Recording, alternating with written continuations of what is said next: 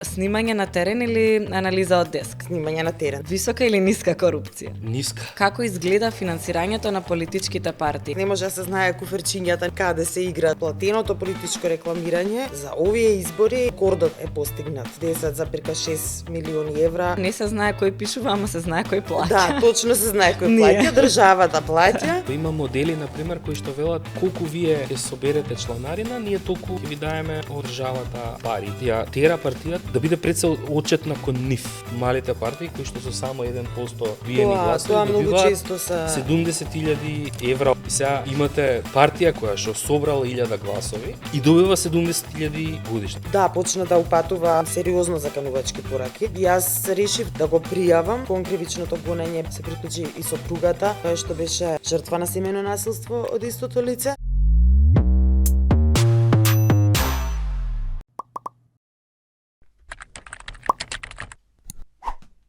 Здраво, Мери и Миша, што го врти светот? За жал парите.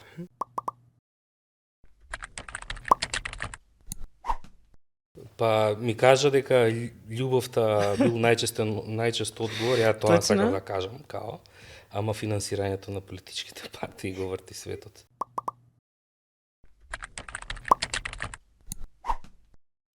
Чисто како нели да бидеме на тема.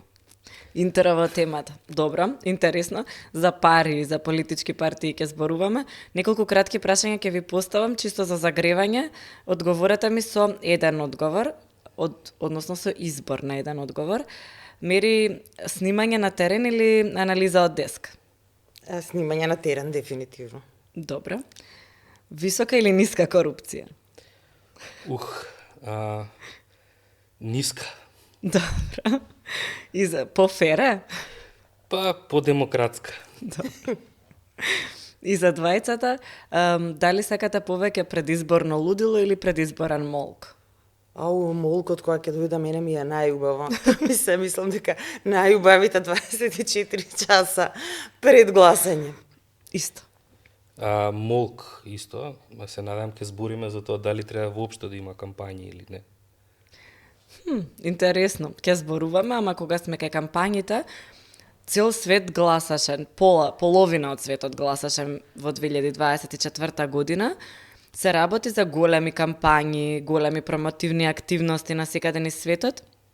Ние секако не останавме покуси, се гласаше и во Македонија, исто така имавме големи кампањи политички. Моето прашање е како се финансираат овие кампањи? Ако во светот луѓето се фалат со донации, се фалат со тоа колку средства добиле, колку луѓе веруваат во нив, кај нас тоа е некако потивко. Па во таа насока како изгледа финансирањето на политичките партии? Како изгледа финансирањето на кампањата кај нас? Законското финансирање. Законското, ајде да почнеме од него. Да почнеме од законското. Теоретски, да. Теоретски. Има неколку извори. Чисто ако ги гледаме, да кажам, категорички, тоа се главно чланарина, донации, државно финансирање, односно оние плаќања кои што државата ги дава на политичките партии врз база на нивниот перформанс на претходните избори, дали локални, дали централни избори. Интересно е дека може и од собствени економски активности да се финансираат политичките партии. Тоа е земено нели од странство као да продаваат знаменца, шалови, ВМРО, СДСМ, ДУИ и така натаму. Но кај нас се делат главно гратис. Кај нас се делат гратис, упалјачи и така натаму, тоа знаеме. И други типови на економски активности кои што може да бидат, меѓутоа главно е од донации и од членарина, меѓутоа од поново време главен извор на финансирање станува државата, затоа што не само што добиваат политичките партии директно за нив самите пари од буџетот, туку и кампањата која што им е нив потребна нели да трчаат на избори, е финансирана од државните пари. Сега влегуваме веќе во, не би рекол прво незаконските, него она што многу често не се брои, може би не е соодветен зборот финансирање на политичките партии, туку давање на некакви ресурси на политичките партии за да функционираат или за да трчаат во кампања. Како некој вид на компензација? Збориме за она што е, да кажам, легално, тоа е волонтерството што го добиваат од од партиските активисти во време на кампања и вон кампања. И полека одиме кон она што би требало да биде пријавено, а најчесто или често пати е непријавено. Тоа се одредени ресурси кои што особено во текот на кампањата различни компании или различни луѓе им ги отстапуваат. Ке поземи кола, ке поземи музичка опрема, разглас. Многу често ако ги погледнете финансиските извештаи, особено во кампања, гледате дека не соодветствува плаќањето на тие средства со обемот на тоа кога ја гледате колкава е кампањата.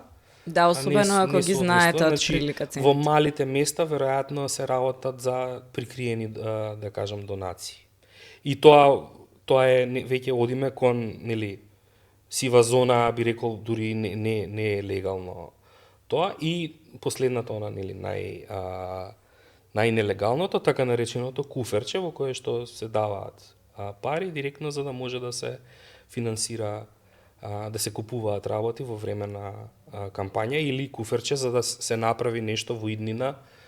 Тоа е најважното всушност, поддршката која што ја добиваат политичките партии од различни центри, од различни актери, центри на моќ, некогаш и во рамките веќе инсталирани во партиите на раководни функции, за да понатаму, доколку се најдат во некаква позиција да носат или да учествуваат во носење на одлуки, да донесат одлука во корис на тој личен или приватен интерес на фирма, на политички лидер или активист и така натаму. Така, и тоа е она кое што некако сите знаеме, зборуваме дека постои, но многу потешко се следи.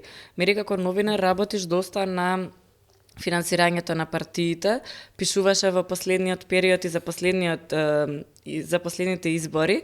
Сега колку последните избори ја чинеа државата и граѓаните, но и од она што е официјално, но и колку е она што е неофицијално, каде се имаме такви некои одлевања. Тоа што досега си го видела. Неофицијалното, да, тоа неофицијалното, да, нема шанси како.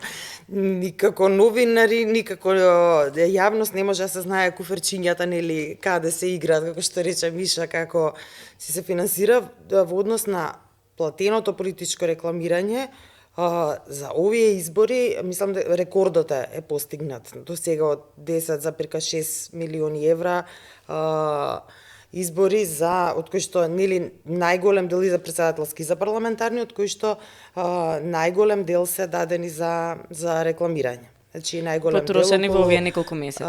Да, овие не за време на кампањата само. Некои 80% мислам дека беа само за реклами на нели телевизии, радија, весници и портали. Да. Сега јас најмногу истражувањето што го правевме во Мета, најмногу се фокусиравме на порталите. Да, приметивме. Особено интересни беа наудите. Да, навистина интересни науди. До сега се немаше чепнато во тоа, затоа што немаше како да дојдеш. Ние се измачивме со месеци, значи месеци буквално, да земеш од една институција, па сега Државната комисија за спречување на корупцијата објавила за 15 портали, кон Министерството за финансии за уште 10 на некои други, со СМА, Државен завод за ревизија трети, додека ги собереме, повторно не достигаа многу и на крај преку барање за пристап, жалба, повторно барање за пристап, 4 барања нови за пристап, значи цел тој процес траеше додека да добиеме листа, Excel, конечно кој портал колку пари добил. Чисто за илустрација, секое барање знае да одземе колку време? Сите го чекаат, нели, крајниот рок за да одговорат, тоа е 20 дена. Потоа ако не одговорат, може да го продолжат рокот, тогаш може да ти кажат, ко продолжуваме рокот, а да не ти кажат за колку, па ти си чекаш, нели, уште месеци нешто, па додека да се поднесе жалба, па додека постапи агенцијата, значи тоа е процес додека се добијат информациите за нешто што треба да е толку многу јавно. Мислам, тоа се сепак Апсолутно. државни пари кои што се слеале во партиите, а потоа партиите одлучиле на кој портал да ги дадат. И не интересираше зошто. Зошто баш на одреден портал да се дадат огромни суми средства, доколку тој портал, да речеме, нема читаност или никој не го знае. И тука сакавме да ја најдеме врската помеѓу, да речеме, партиите и одредени портали кои што не се регистрирани во Македонија или да кажеме немаат никаков импресум, не се знае собствеништвото. И тука Да, така и беше некако пари за портали во изборна кампања, не се знае кој пишува, ама се знае кој плаќа. Да, точно се знае кој плаќа, државата плаќа, им плаќа на партиите, потоа партиите каде ги даваат, тоа не се знае.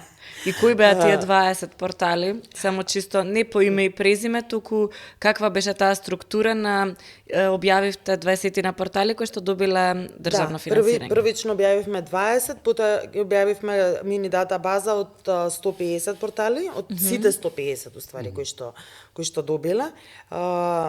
Сега на листата навистина има портали кои што имаат голема читаност, мислам и агрегатори на вести, нели, кои што реално не спаѓаат под портали, меѓутоа, да речеме, Time MKN или првото нешто што го отвараме кога, или Така, Грид, да. кога сакаме да ги видиме вестите на денот. И логично има тука банери, се плаќа за тие банери, како и компаниите, така и партиите Да. си плаќаат. Добро. И нормално, мислам, си има портали кои што навистина имаат голема читаност. Сега, она што најмногу падна во очи се порталите на кои што објавуваат содржини на албански јазик, премногу, навистина преголем број портали кои што од тоа што видовме, да речеме, од 150 портали, 40 воопшто немаат импресум. Значи, воопшто не се знае кој стои зад нив, која е редакцијата, кој ги пишува текстовите. И јас не знаев дека постојат толку многу портали на албански јазик. И голем дел од нив се финансирани од само една политичка опција, да речеме, еден портал е финансиран само од ДУИ, друг портал е финансиран, да речеме, само од ВЛЕН, и тука малку се надзира таа врска, особено кога ќе ги отворите содржините да ги видите, ќе видите за кого навива тој портал, а не се знае кој стои зад него. Ама и во овие топ 20 и особено во топ 10 огромен број беа ваков тип на портали кои што се на албански јазик, имаат, да кажеме, некоја ограничена публика кај нас, а од друга страна добиваат многу поголемо финансирање од државата. Да, и тука и беше колегите од Призма и колегите од Радио Слободна Европа има многу обемни истражувања исто во однос на порталите, и точно најдоа, да речеме, 10 портали кои што се во собственост на сега не, меѓутоа во тоа време пред изборите во собственост на сопругата на директорот на државна лотарија, кој што е поврзан или со ДУИ, сите тие се во нејзина собственост, и таму се имаат слеано над 40.000 евра само за време на кампањата.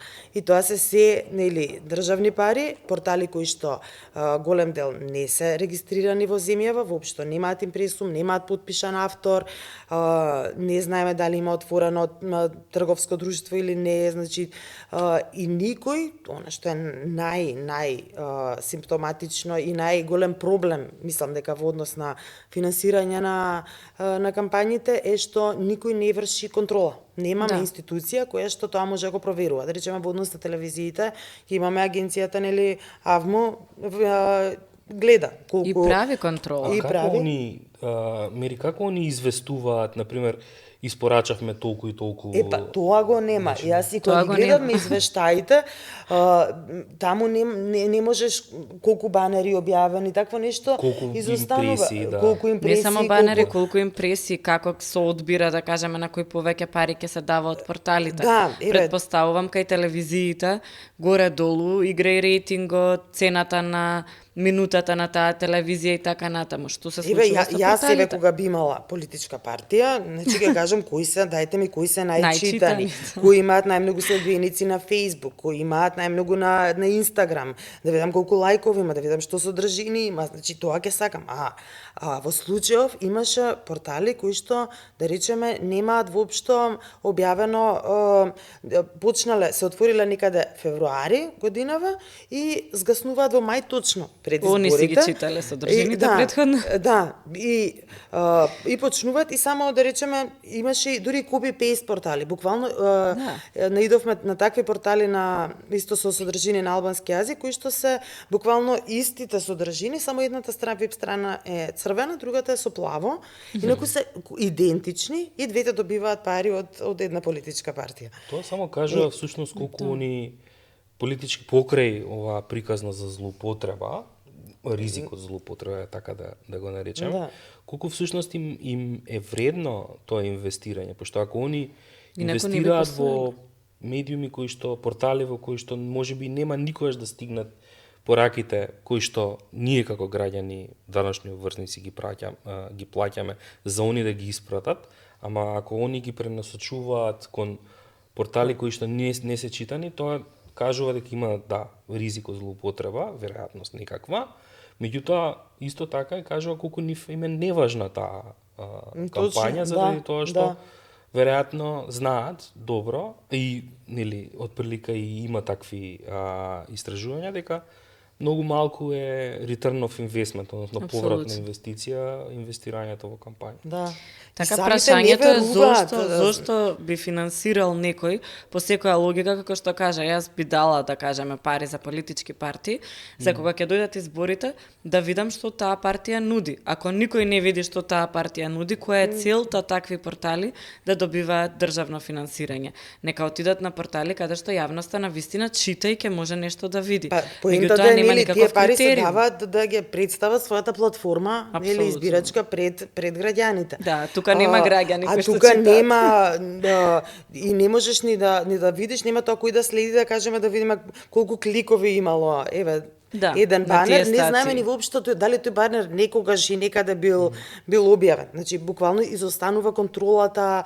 Да, можно и да не ги објавуваат воопшто. Можно е да не ги објавуваат и можно јас дури најдов на портали кои што не постојат. Значи воопшто не постои Facebook страница некоја од забавен карактер.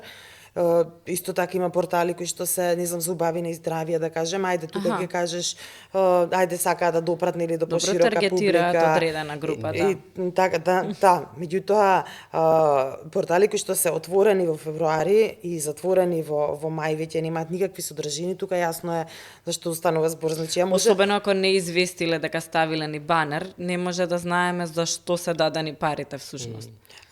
Да, и не можам, мислам, јас можам, нели, пред изборите да си имам политичка партија, да си отвориме 10 портали, секој портал може да добие 15.000 евра од еден политички субјект, значи буквално да си отворам портал, да си ги префрлам сама на себе државните пари, да си објавам 5-6 текстчиња во рок од неколку месеци и после тоа да си ги затворам и мислам тоа е тука се со мнежите за злоупотреба, нека и нели кај професионалните портали кои што си работат тука и треба да има, иако нели голема дискусијата во однос дали треба или не треба да има платено политичко рекламирање. Тоа ми е следното прашање баш за тоа што граѓаните го гледаат ова и често зборуваме за злоупотребите во текот на кампањите што се случуваат.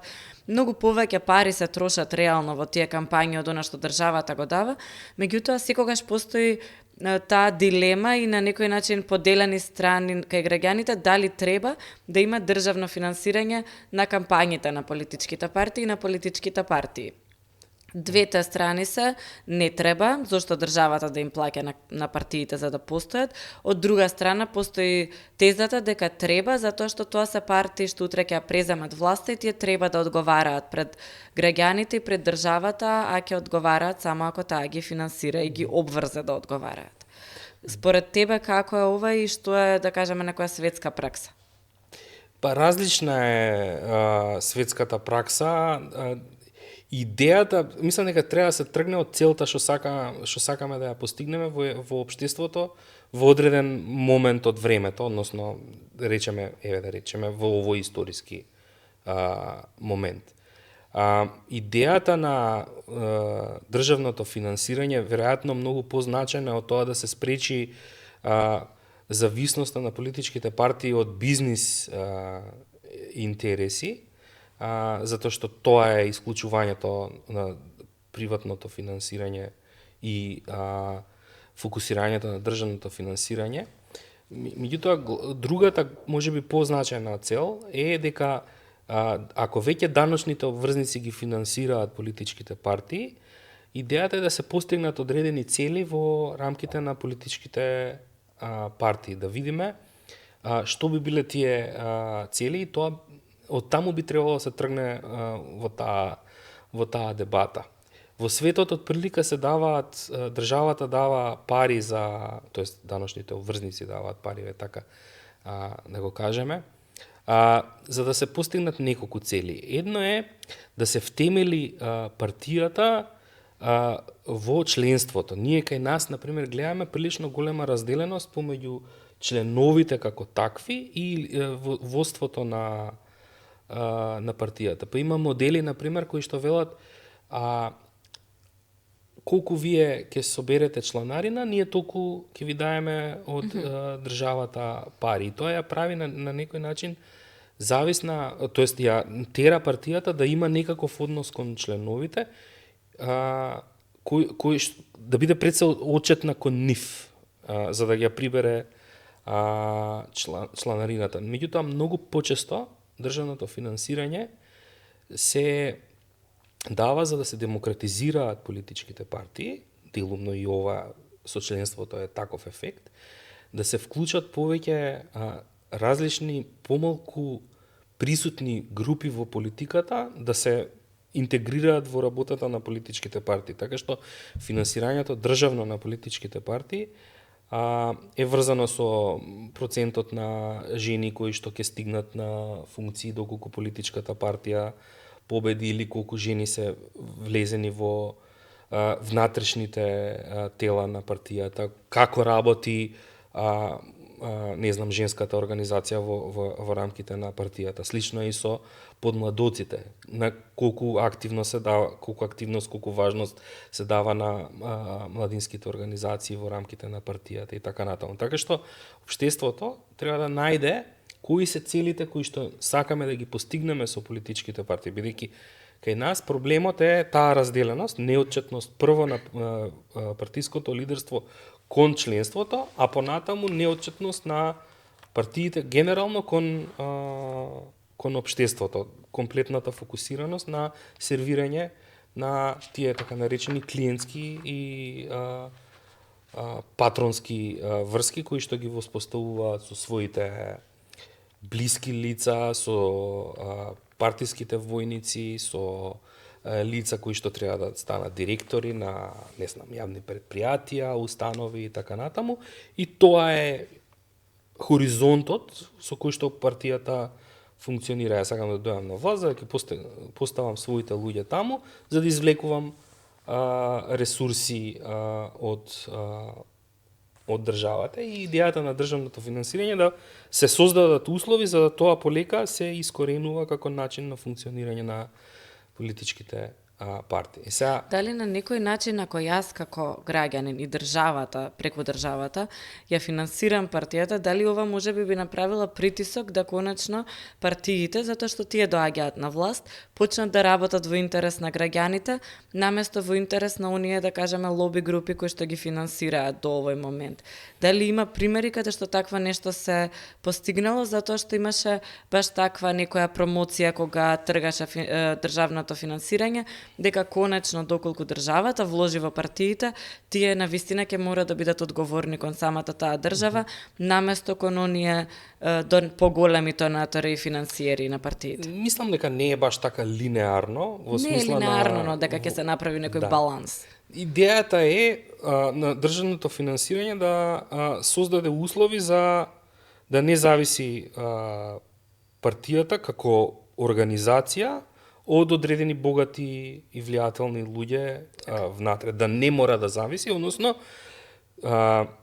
да доколку се појави лидерство или група внатре во партијата која што е посветена на добро управување, да има шанса да го победи, да речам, корумпираното лидерство, да има шанса. Ама реалноста дали е така? Да, и затоа велам не е линеарно, заради тоа што вие можеби може да го победите, да ја победите таа група, меѓутоа доколку суството не процесира случаи против тоа лидерство, немате шанса. Доколку полицијата, значи има многу други фактори кои што влијаат. Меѓутоа доколку нема не е смешно.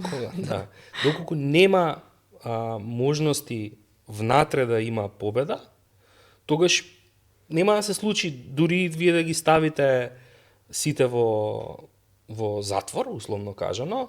Повторно, ако зависи повторно партијата од некој нов спонзор, веројатноста е дека ќе се случи истото, односно дека ќе се повтори историјата. И тоа беше идејата, иако кај нас хибридно се прифати тоа, затоа што обично не идат заедно голем од целосната отвореност кон приватни донации и државното финансирање. Обемот на државно финансирање кај нас е толку голем, толку е не филтриран во смисла ние сега збориме само за парите кои што се за функционирање на политичките партии. Додаете ги парите за кампања, тоа се огромни пари кои што партиите се корисници на тие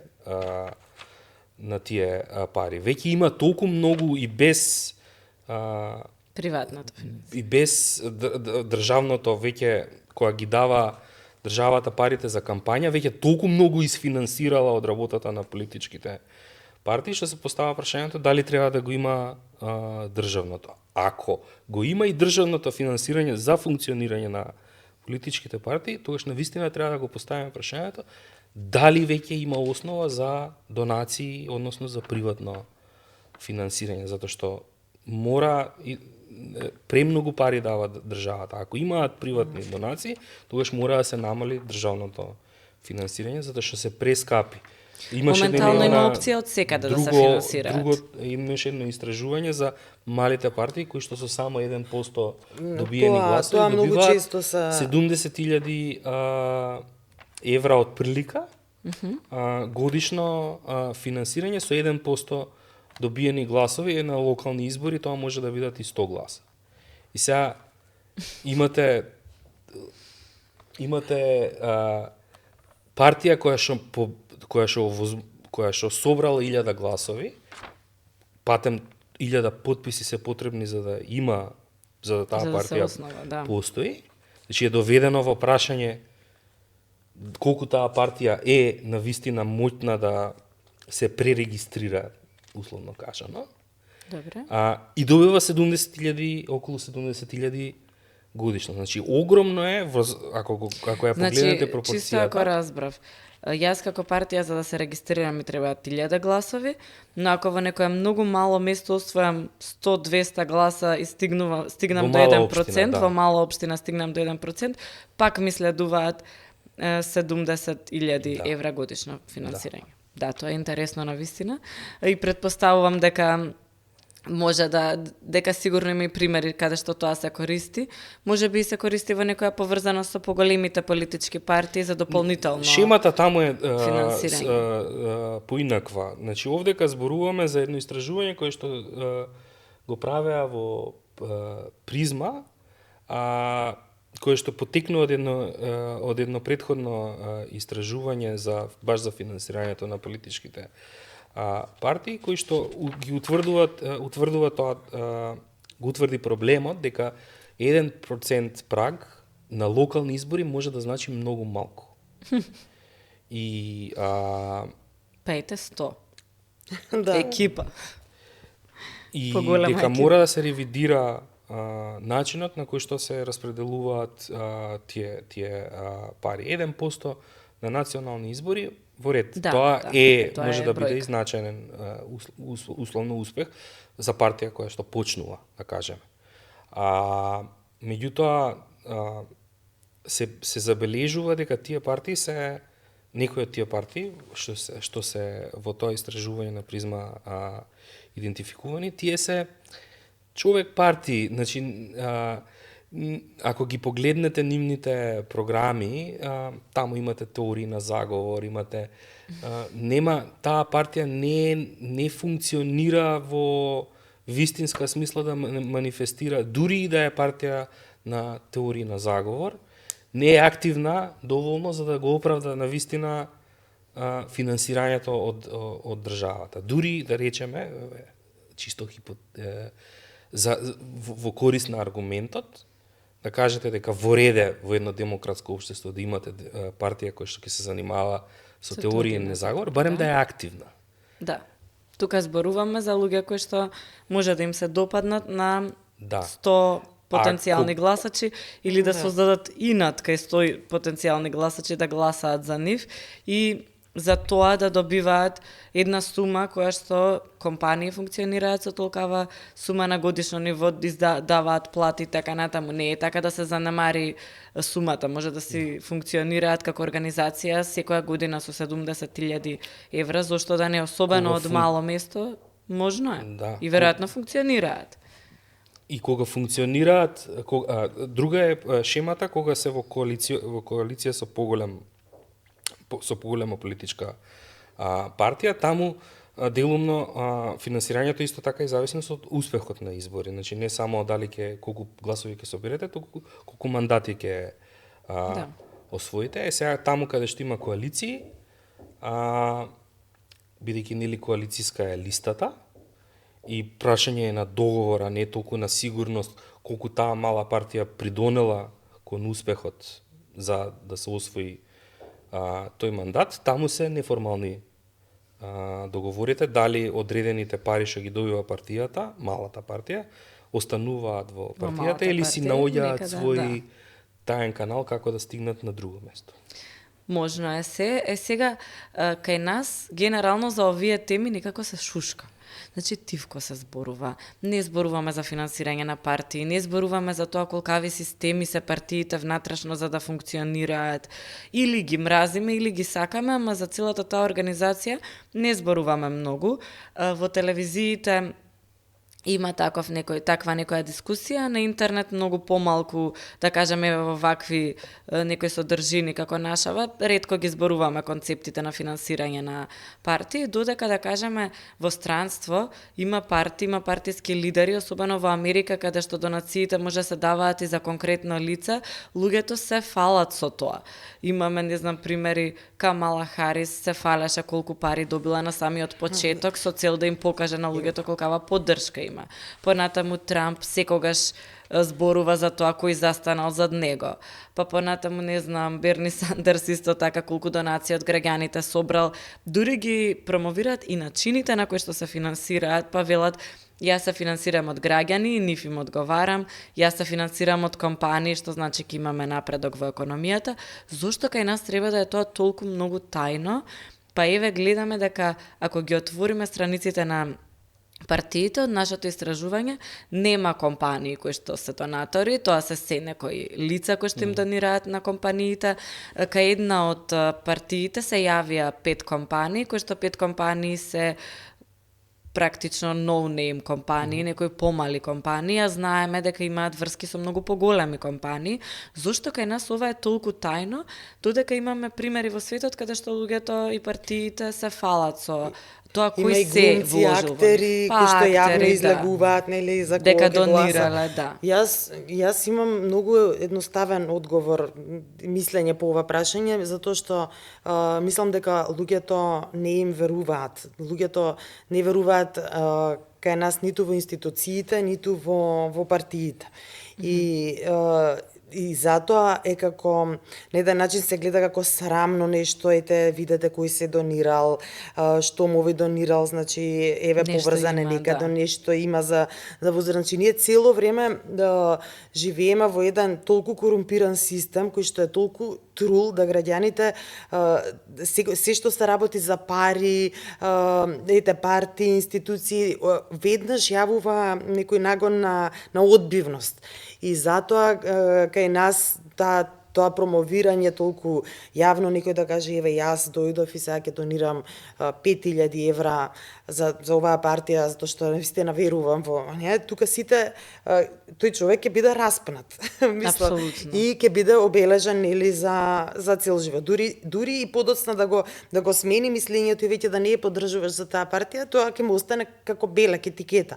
И дополнително сме нели многу мала држава и се сознани кога ќе се отворат списоците, одма види овој донирал, овој значи од оваа партија. И тука одма имаме многу голема поларизација нели во однос на ако си не знам политички активен, одма си некако обележен. И свеста нели за функционирањето за тоа како функционира една партија. Кај нас и партиите треба да се малку поотворени во однос на нивната внатрешна организација, функционалност, начин на работа, не само да ги гледаме ние на социјални мрежи или пресови или дента кој што направило, туку малку повеќе да се отворат за граѓаните за да може да го сватат процесот на функционирање. Кај нас тоа се шушка затоа што и во партиите реално се шушка. Значи за да постои отвореност кај граѓаните, малку да се смени тој мајндсет, треба да постои отвореност нели кај партиите. Кога велиме граѓани партии ги делиме некако членството на партиите и граѓаните. Тие се граѓани, значи и тие се огромен број на граѓани се членови, да. од кои што они може да се обратат да кажат луѓе слушајте, добивме поддршка од вака, од така, значи веруваат во нас, не знам. А еве наративот и кај мене е таков, граѓани и партии. Партиско членство подсвесно е дека овде е обичниот човек, а партијата е некаде таму горе и таму се некои не знам какви луѓе. На некоја маса, мислам. Да. Гледа. На Олимп. Да, тоа едно е, мислам дека и значајно е таа поларизација што ја има. Имаме нели компанија што купа јаглен за една партија, па после тоа компанија што купа јаглен за друга партија и генерално и предизвик е да финансирате односно да донирате во политичка партија затоа што со тоа се маркирате во едно крајно поделено и поделен политички живот, кој што е заради целата таа нели корупција, всушност антагонизмот помеѓу различните политички актери предизвикува да ако некоја фирма даде пари, таа е таму во тој камп и може да го изгуби бизнисот ако заради нели институциите кои што може да работат против таа компанија, доколку да е на опозицијска партија. Меѓутоа, исто така мислам дека значајно постои значајна поделеност помеѓу Европа и Америка, а ние сме поише на Европа во разбирањето на тоа каков е односот помеѓу бизнисот и политиката и од тука и сензитивноста за донирање и за фалењето со прибирањето на политичките. Да, во Европа тоа го немаме. Има дури и онака црвени знаменца, каде што веднаш, например, треба во Германија, која ќе биде не знам над колку илјади евра донацијата, веднаш се објавува, не се чека финансискиот извештај да излезе во кампања, туку веднаш мора да се даде на знаење на јавноста. Во Америка таму има голема дебата и на некој начин и ги спомнувајќи го Берни Сендерс, например, тој е голем критичар на големите донации. Да. Всушност неговата парадигма е дека мора да се реформира системот на финансирање на политичките партии во Америка и на кампањи и дека треба да има горна граница на која што некој може да донира. За да може влијанието да биде некаде тука. За да има мало влијание. Да. Заради тоа што има една многу интересна книга Загубена република се вика од еден харвардски професор Лоренс Лесик и он баш ја почна пред некои 15 на години би рекол дебатата околу тоа какво е влијанието на лобирањето во демократизирањето на американската политика, заради тоа што таму разделеноста помеѓу економската моќ и политичката моќ постои, кај нас не постои на тој начин, кај нас е хомогена таа релација, односно таа мрежа на политичка моќ и на економска моќ, што е проблем. Кај нив е разделена и меѓутоа создава исто така не би рекол не корисна, односно не убава состојба во политиката, каде што, например, вие имате конгресмени кои што повремено ги подсетуваат компаниите. Знаеш, се наближуваат избори. Да. И компанијата веќе знае дека се бараат донации. Тоа кај нас е нелегално. Така. Па јас дури мислам дека треба да биде нелегално. Имаше интересно видео каде што знам дека беше со Дженифер Лоренс, меѓутоа претпоставувам дека некој think tank го подготвувал, каде што она објаснува точно колку закони кои што се донесени во таа година во рамки на Конгресот и генерално кои што се поминати како закони, се всушност закони кои што граѓаните ги барале или им биле ветени на избори. И испадна дека сепак нели демократско е гласањето, сите излегуваат на гласање, но на крај резултатот многу често не е баш толку демократски, односно законите не одговараат на тоа што граѓаните го барале, и во таа насока имаше професор од Колумбија кој што тука зборуваше кога беа средбите на Светска банка и ММФ во Македонија, тогаш што изборуваше за форма која што оние нарекува крони капитализам и тврдеше дека нашата практично држава се наоѓа во таа фаза, а тоа значи дека во моментот кога, да кажеме, големиот бизнис и политичарите се едно на некој начин, одлуките што се носат немаат никаква допирна точка со граѓаните, па често резултира на ист начин како што резултира и социјализмот како концепт, каде што мала група е богата, мнозинството живее во сиромаштија, и тој зборуваше за тоа дека кај нас, да кажеме, може да се види некоја таква распределба, така што кај нас преводот класичен пример за пример, ваква. па тој затоа и дојде да зборува за во однос на економијата и политиката, тоа му беше тезата тука, дека и пишувал на темата, меѓутоа и баш објаснуваше дека е соодветен пример за тоа државата. Преводот како би било? Еден другар вели за кронизам дека би било пајташи.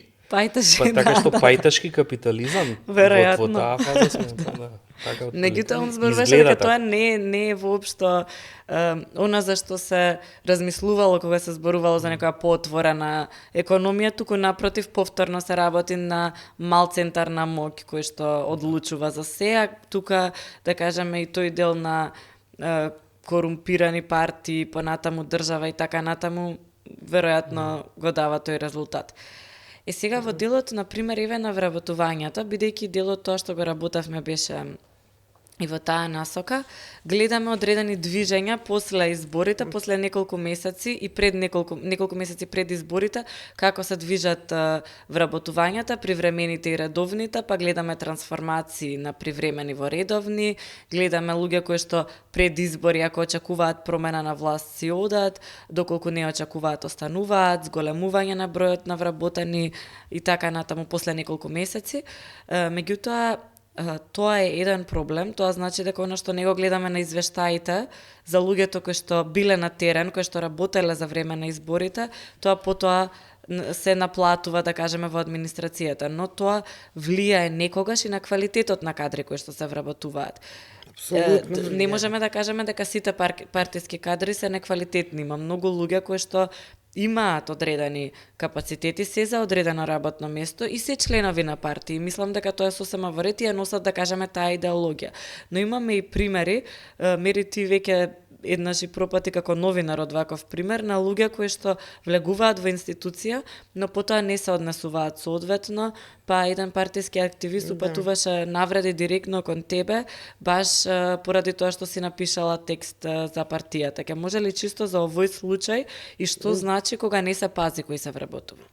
Да, прво еве и во контекст на темата како кај нас како да владе една кога ќе се смени власта, да треба една цела инсталација од луѓе вработени да ја откорнеш и да ја замениш со друга, или пак тие што претходно работени, или да ги симнеш некаде во подрум, да ги викнеш да работат, затоа што немаш друг начин да ги избркаш од работа. Така што ја мислам дека тоа е основен и исклучително голем проблем за овој општество, бидејќи и причина зашто многу голем број професионалци си одат.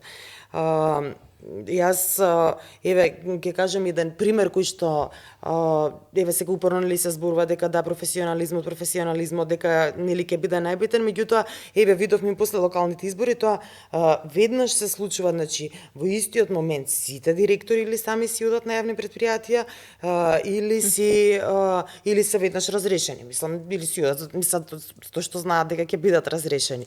И покрај тоа што имало луѓе кои што на вистина се имаат вложени, имаат добри резултати. Резултатите никој не ги гледа кога се менува власта. Јас не можам да разберам зошто ако дојдам на власт и видам дека некој сосема солидно си ја работи институцијата, си ја знае работата, зошто не би останал на тоа место. Сега во контекст и на ова што го кажа, многу има примери такви, мојот беше подраматичен, да кажем, јас тогаш се стануваше збор за портпарол на Централниот регистар, кој што подолго време беше на таа функција и почна да упатува преку Телеграм, сериозно заканувачки пораки, со лисици на раце, ќе гориш во пеколот, со навреди на лична основа, со тоа кај мене живееш, те гледам од тука, гледам кој ти влегува, кој ти излегува, значи јас решив да го пријавам затоа што сметам дека секој можен напад кон новинар, и кон жена, и говор на омраза треба да биде пријавуван и евидентиран. Тука немам дилема, особено што тоа видов дека поттикна и други новинари да излезат јавно и да сфатиме дека станува збор за нешто што сосема нормално се одвивало со години наназад. Сме го нормализирале, ако не треба. Сме го нормализирале и тоа поттикна и луѓе, и други, уште една новинарка излезе со пораките, принт скринови, со мене како се однесуваше, за на крај и директорката да излезе и да сватиме дека истото го правело, се молчело во институцијата. И за на крај еден градоначалник да излезе, значи стануваше збор веќе за нешто што траело континуирано.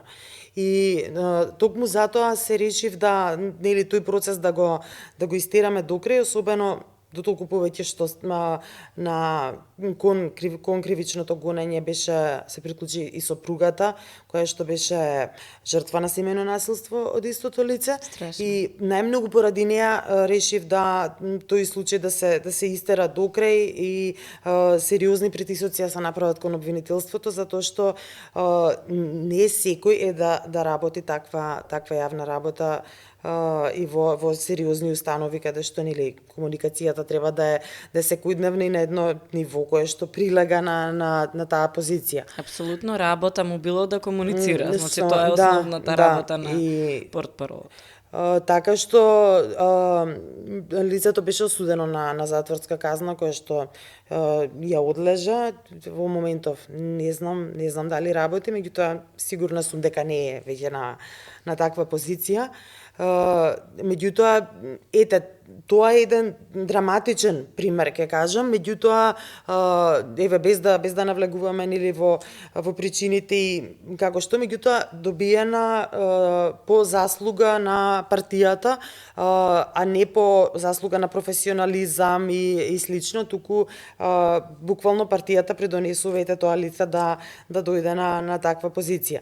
И после тоа имаме случаи кога се дистанцира партијата, па меѓутоа тоа се последиците, мислам веќе се случајни. Нема дистанцирање. не се мислело практично на време и сега имаме ситуации каде што ова е навистина екстремен случај. Да. И добро е што се пријавило затоа што и на некој начин е доказ и за жртвата на насилство која што постоела покрај тебе за неговата сопруга, која што можеби се плашала баш затоа што тој бил близок до партијата, можеби да го пријави, така што многу е важно некој да направи чекор и да покаже дека вакво однесување не е во Не, ред. баш напротив. Има нешто е многу страшно, баш токму таа жена го имаше пријавувано многу пати.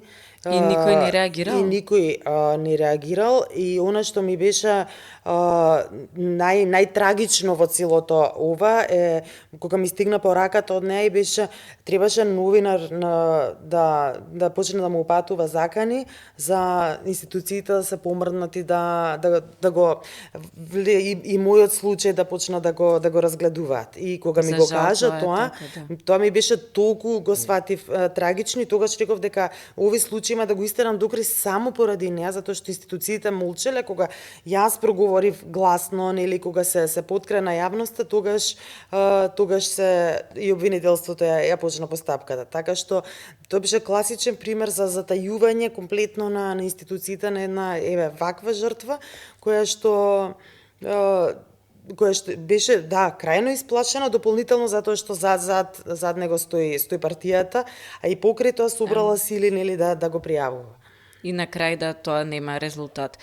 Таквата, да кажеме, лоша слика која што постои во државата за институциите, за влијанието на партиите врз работните места, врз работните позиции, гледаме дека се повеќе ги тера квалитетните луѓе надвор од администрацијата. Сега имаме ситуација каде што бројот на административци континуирано се намалува, а се побрзо се намалува бројот на млади кои што треба да го водат тој процес на дигитализација и модернизација на институциите, се повеќе се намалува бројот на луѓе кои што можеби со години добро си ја вршеле работата, но такви професионалци се потребни и во приватниот сектор, па верувам дека тоа влијае и на квалитетот на она како услуга што можеме да го добиеме и слично. Моето прашање тука е во насока на тоа што ќе се случи со корупцијата, особено на најниско ниво, кога квалитетните луѓе кои што не се корумпирани, кои што им е преку глава да гледаат како некој е унапредуван врз една или друга основа, кои што им е преку глава да гледаат како на одредени позиции се ставаат луѓе со никаков морален компас, си одат од администрација, како тоа ќе влијае на таа ниска корупција која што ја спомнавме, односно дали ќе останеме со луѓе кои што работат во администрација само за да земат нешто на страна плюс да се направат. Главно кога зборуваме за земји како Македонија, зборуваме за ефектот на така наречени партиски машини. Добре. Тоа е она партиско вработување, меѓутоа не е само партиското вработување тука единствен елемент, туку е и целата таа организирана структура која што ги ползува партиските вработувања за две да речам цели. Едното е за да ги награди нели лојалистите, меѓутоа друго е за да овозможи контрола на исход. Односно, дали, ако, например, некој работи во, регулатор, Добре. дека регулаторот ќе одлучува во корист на компании блиски До тој враб. до некаков лидерски интерес, или, например, инспекторат, или во полиција, за да се заштитуваат тие мрежи на бациња, кои што всушност иако звучи нели така Малку е смешно, малку ама реално е многу всушност трагично. Многу трагично во длабочината како ефект. Така што и всушност тоа ги етаблира политичките, односно партиските машини како брокери помеѓу услугата што вие како граѓанин треба да ја добиете и оној што треба навистина да ви ја даде услугата, лекар. Така што ниската корупција само по себе како таква може да биде да речам, само иницијативна некоја некој на своја рака Да биде бара мито, меѓутоа најчесто е дел од поголема организирана структура, односно таква некоја машина, условно кажано. И сега што се случува во однос на она што го прашуваш. Тоа ги одвраќа луѓето кои што сакаат да учествуваат во јавниот сектор од учество во јавниот сектор, меѓутоа истовремено ги отвраќа клиентите, граѓаните, да бараат алтернативни решенија или алтернативни решенија во приватниот сектор, што дополнително го ослабува. Значи, ова е машина која што сама себе си се јаде, ама додека постои, уствари релативно добро екстрахира ресурси. Значи, или наоѓаат алтернативни решенија на приватен начин да ги завршуваат некои од услугите што можат на приватен начин да ги решат, или да преку мито и корупција да ги добијат она што што им следува, или третата, опција би била да се иселат. Да. И тоа многу често се случува. Ние правевме едно истражување сега само во еден регион, каде што младите велат веќе можеме да заработуваме супер и тука, платите порасна и во компаниите во регионот, меѓутоа и дополнително имаат и други извори како да заработуваат, веќе не е толку затворен светот, ако си квалитетен можеш да работиш и за македонски, и за странски пазара да заработуваш добро. Велат дека клучната причина зошто сакаат да се одселат токму е корупцијата и нефункционирањето на самите институции, а во крајна линија, ако така партијата се единствено се одолжува кон своите партиски активисти, без при тоа да внимава дали тие квалитетно ќе си ја завршат работата која што нели им била дадена како благодарност, доаѓаме до нефункционален систем во целина. Сега во некои тоа е малку страшно. Во некои ситуации, ако лидерството на одредена институција пробува да расчисти, си бегаат оние кои што биле дел од некаква организирана мрежа на корупција. И дополнително се создаваат и кадри кои што, да речеме, стануваат летаргични.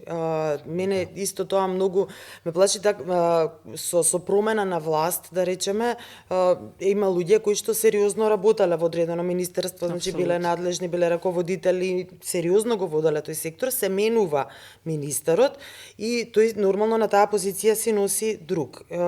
И јас себе конкретни примери имам од пријатели кои што се сериозно вложени во тоа министерство, без разлика кој е на власт, без разлика кој е министер, меѓутоа ќе речат сега не ми дава работа, јас сега по цел ден ќе излезам, ќе пијам кафе, ќе вратам на некои мејлови, тоа е тоа. Иако претходно биле задолжени, мислам многу со многу поголем ентузијазам ја работеле работата, која ќе се со промената на власта, нели си доаѓа друг, ќе го потпикнат некаде, не може нели да го избрка поради договорот, и тие луѓе потоа стануваат летаргични. Така. И се губи и ентузијазмот, и полека почнуваат да стануваат од оние, создаваме кадри кои што седат и велат ајде што колку имам до пензија, само тоа се број. Толку битна работа вршат министерствата во државата, значи секое министерство е со причина создадено, и толку можеш да имаш повисока цел, можеби и повеќе работејќи во администрација отколку работејќи во некоја компанија која што нешто произведува, што е навистина тажно што на овој начин ние ги губиме добрите работници, тие стануваат нели незадоволни, и ова се случува за жал без разлика која партиска гарнитура владе, многу зависи од личноста која што ќе дојде на чело на министерството. Јас кратко сум работела во министерство, каде што имав искрено многу погрешна слика од надвор за тоа како функционираат министерствата и какви луѓе има внатре. Еве конкретно во финансии министерството имаше толку квалитетни луѓе посветени, имаше луѓе кои што велеа дека јас никаде на друго место ова во делот на финансиите не можам да го работам, и навистина им беше предизвик работата. Сега за жал кога и да разговарам со голем дел од нив, приватниот сектор си нашол начин да ги повлече кај себе, или пак се случиле такви некои процеси кои што ги притиснале да си отидат. А Да. и како за добри финансиери има потреба. Истото се И случува се во платени. повеќето министерства, значи Така е, да, квалитетните кадри се или остануваат таму затоа што од некаква лојалност кон целите од некаков личен проект, што би се рекло, јас сега сакам ова да успее. Да го завршам, да. Или од некои други, не знам, причини да се не навлегуваме, меѓутоа голем дел си одат, квалитетните кадри си одат. Проблемот е што еден од начините како да се реши овој клиентелизам е да стане многу скапо за патронот да ги вработува, да ги дава тие Да ги дава парите. тие работни места. Аха, добре. Тоа кај нас се уште со релативно нефункционално правосудство, се уште е ефтино, да кажам. Другата страна е да стане помалце интересно за луѓето што би барале работа, да влезат во јавната, што би барале работа на тој начин, да влезат во јавната администрација, меѓутоа, како што гледаме, веќе има најави за големо зголемување на платите во одредени министерства, што пак ги прави атрактивни. И сега граѓаните, и кажа дека пред да влезеш во министерството си имала мислење дека никој ништо не работи, предпоставувам во Па не дека никој ништо не работи, но не очекував такви професионалци. Да. Едноставно никој не ги промовира професионалците кои што се во институциите. Ние гледаме некој министер и тоа е тоа, и тој бил добар. Меѓутоа тој не може да биде добар без една цела група која што нешто ќе заврши добро. И сега тие што се квалитетни луѓе, на нив ќе се накалемат уште многу неквалитетни луѓе кои што ќе добијат повисока плата. Ние како граѓани ќе речеме ова е премногу. Да. И тоа ги намалува опциите навистина во некоја иднина кога некој би почнал длабоки резови да прави во средување на партиските кадри кои што стојат во институциите и не работат како што треба, да, вие не можете да ги наградите квалитетните заради тоа што немате поддршка од граѓаните за зголемување на плати, затоа што продуктивноста е ниска, заради сите оние други што не работат. Да, и треба да се даде повеќе за повеќе. Во некаков триаголник мајепсан, во кој што добрите реформи се невозможни или малку веројатни заради тоа што едноставно бараат многу голема жртва и отпуштање на луѓе што ниедна власт нема намера да го направи. Добро, една вака идеја која што функционира во сите можни други сфери, освен во ова, зошто да не воведеме систем на мерење? Да кажеме да мериме кој добро си ја завршил работата и да тој на вистина има можност. Не зборувам за оние петки кои што ти ги даваат тие на тебе и под тебе. Зборувам за мерење на повторно не на учинок, од тоа што го направило лицето, а ако надминува одредени резултати, да добива поголема плата. Во моментов вие не можете квалитетен човек ни повеќе да го платите, ниту пак некој кој што е неквалитетен помалку. И тука се случува еве и да се качат платите и да се вработат уште 10 луѓе во одреден сектор, тој кој што ја работи целата работа, вие немате како да го наградите. И тој ќе си рече, пак секако исто ќе добивам како овие други 10 кои што се тука. Да, точно. Не мери системот е нешто најпожелно и најдобро што би можело да профункционира во ваков кај нас, меѓутоа не знам колку е тоа воопшто спроведливо во практика кај нас на сите овие вработувања кои што ги имаме на толку многу луѓе во институциите. Тоа е калемено, значи тоа е калемено веќе како некако забен камен кој што не може да се откорне од едни кадри па нови кадри па трети кадри, останатите што реков или ќе си одат или остануваат а не работат ништо, мислам ќе бидат некако во позадина ставени. мерит системот се покажал како одличен систем, меѓутоа не знам, јас така со недоверба пристапувам кон тоа, не знам колку воопшто е справедливо кај нас. Многу е непопуларно е, Непопуларно. треба да отпуштите, значи зборуваме дека веројатно е толку колку што сега има во јавниот сектор и во администрација, толку и се потребни, ама се нерамномерно распределени. Да, и вие не апсолутно. можете Ние некого немаме од министерството голема- го односите у болница каде што фалат медицински Да. сестри.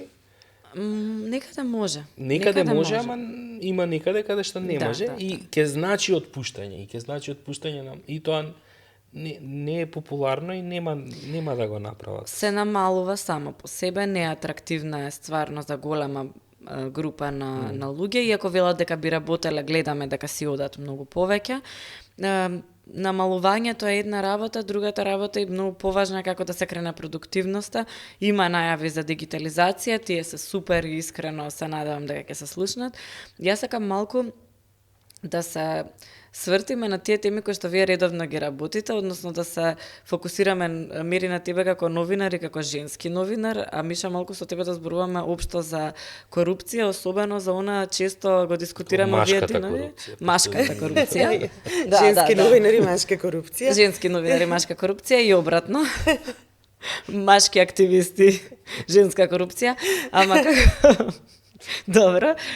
Има еден, тоа веќе како виц почна да се кажува, дека постои корупција секаде, па како демек и во Америка има, ќе изградат еден мост, ќе пишале дека има 10 стубови, ама тој мост има 8 стубови, као демек 2 ги лапнавме. После тоа да кажеме, еве се уфрлувал русинот, па рекол има еден мост, па тој мост требаше да има 10 стубови, има 6-4 ги лапнавме и на крај доаѓа македонецот кој што вика гледаш тука требаше да има мост.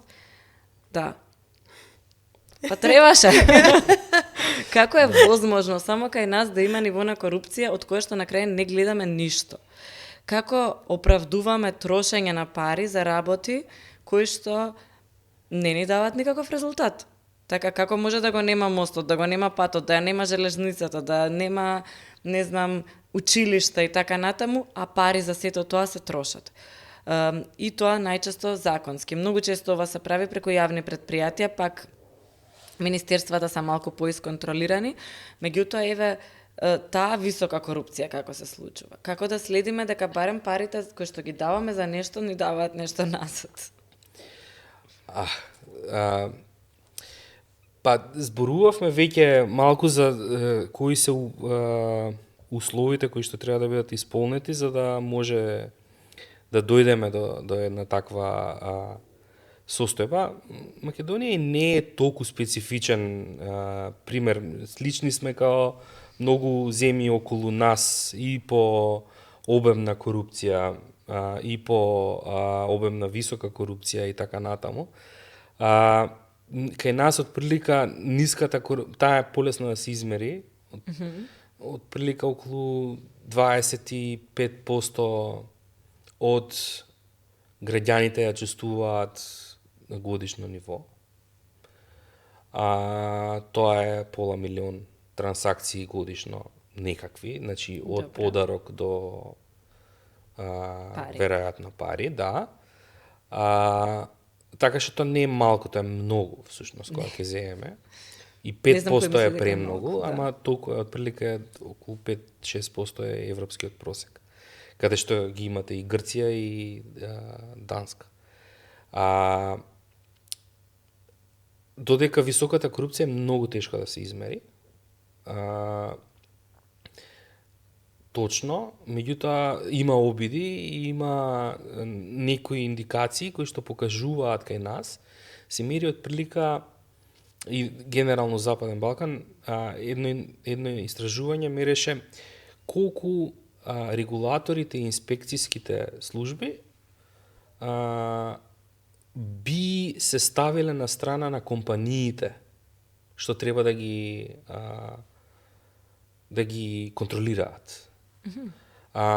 И има одредени сектори каде што таа наклонетост на институциите кон всушност приватниот интерес е незанемарлива не знам, градежништво, градежна инспекција и така натаму, кои што покажуваат такви знаци дека тука можеби се случува висока корупција, односно таму лежи. Од друга страна, може да се мери низ големи јавни набавки. И последното нешто што сметам дека всушност веројатно сите би требало на некој начин да го ставиме како навистина црвено знаменце за висока корупција, она што го спомна, озаконетата корупција преку специјални закони, односно закони кои што прават исклучок од општите правила, и тоа беа овие специјални закони кои што се донесоа за коридор 8 и коридор 10D беа најскорешните, би рекол. Меѓутоа ќе се носат такви, затоа што знаеме дека има тренд на во Западен Балкан да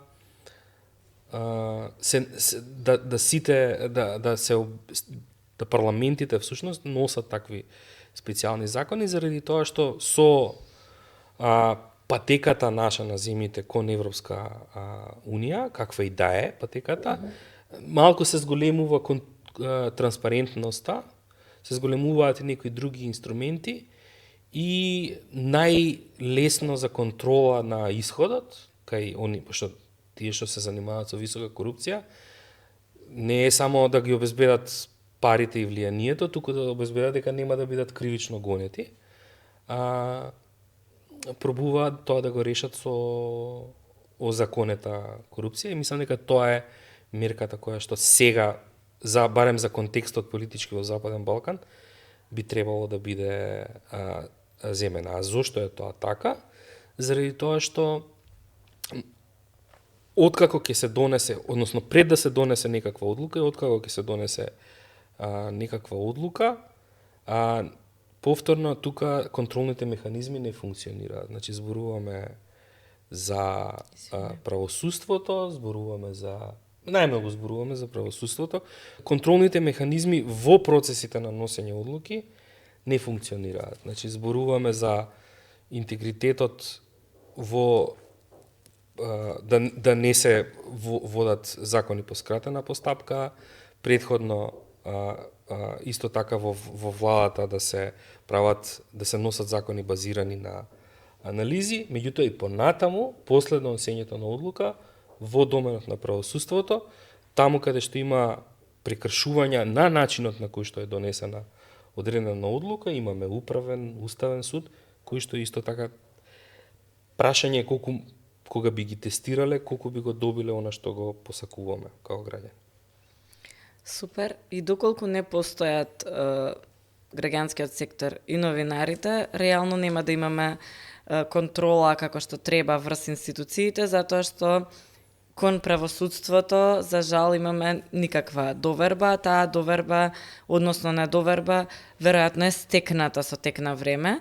Така што ти имаш примери, меѓутоа и да нема сега да ги дискутираме како новинарка, затоа реков женска тема, затоа што жените новинарки, особено, жените кои што се во јавниот живот, најчесто ги напаѓаат по основа на тоа што се жени најразлични мрежи на ботови, без разлика што да напишале, па често ги тераат и да си отидат од тоа.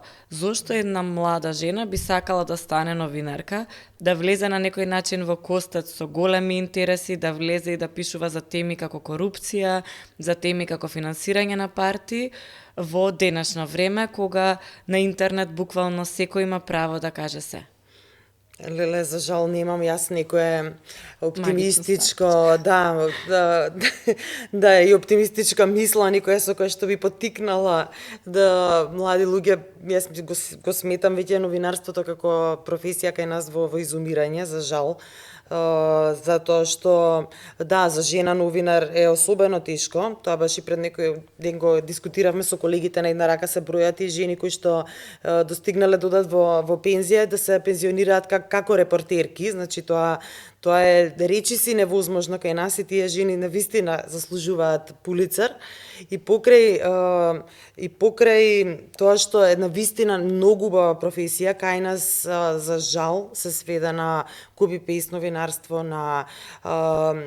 на многу бизнис интереси кои што се вплеткани во медиумите, на многу неутрално, неизбалансирано известување, така што секоја чест на оние колеги кои што се уште и го имаат тој жар за истражувачко новинарство и да копаат, да бараат, да истражуваат, затоа што моето искуство покажува дека не се гледа резултатот од тоа се на крај. Мислам, ние работиме во граѓаните да ја дознаат вистината, меѓутоа имаме два фактори. Од тоа треба да се види некаков епилог од страна на институциите, тука обично епилогот изостанува, а во последно време и се помалку граѓаните се интересираат за такви теми, затоа што мислам дека им е преку главото да се хранат и да читаат и да слушаат лоши вести постојано. И тоа е многу измачувачки и за новинарите, меѓутоа и за граѓаните.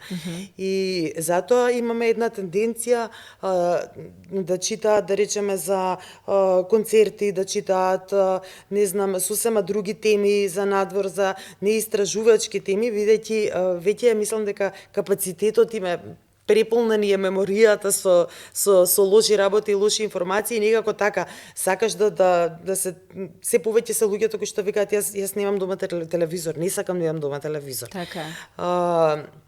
И така што тие две работи некако ме обесхрабруваат како новинар и дополнително во однос на женски новинар.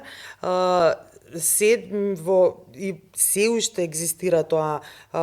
Еве имавме и последни случувања со колешка каде што кога ќе се објави некакво истражување, кога ќе се објават некакви наоди против некој, тука настапува една група на ботови која што не го негира истражувањето или продуктот кој што го создала новинарката, туку многу често се поврзува со изглед, брачна состојба, се измислуваат швалерки, се приватниот живот буквално се става на тасна, и со тоа веќе проработува и само цензурата понатаму, знаете, кога некој постојано ве вреѓа, кога некој постојано ве објавува со фотографии, со коментари во однос на изглед и така натаму, и тука веќе си велиш ајде ќе бидам малку потивок, ај па не мора јас светот да го спасувам и да го превртувам, и тоа е навистина нешто со кое што се бориме како фела и ќе продолжиме се бориме. Мислам дека многу добро тоа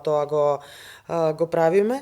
Меѓутоа друго е сосема прашањето колку граѓаните ни веруваат и колку граѓаните се заситени веќе од такви вести, да кажуваме овие краделе и овие краделе и овие краделе, еве како краделе, и на крајот си велат ворете нека крадат и те барем нека градат, знаете. Да. До тој степен стигнуваме. Така што и затоа бројот на новинари е се помал. Мислам колку за пример имаме еден студент по новинарство во Штип, еве да кажем. Да, знам, тоа ми беше многу интересно минатиот пат кога го слушнав, иако јас не сум толку, да кажеме, песимистична во однос на новинарството. Генерално мислам дека со појавата на вештачката интелигенција, со појавата на премногу најразлични извори на информации, дека се повеќе ќе се цени она што е човечкото и луѓето новинари, луѓето кои што, да кажеме, нешто промовираат и зборуваат, само веројатно тоа на некој начин ќе стане луксус за сите нас, па ќе мора и да платиме некогаш за добар контент и за добар текст.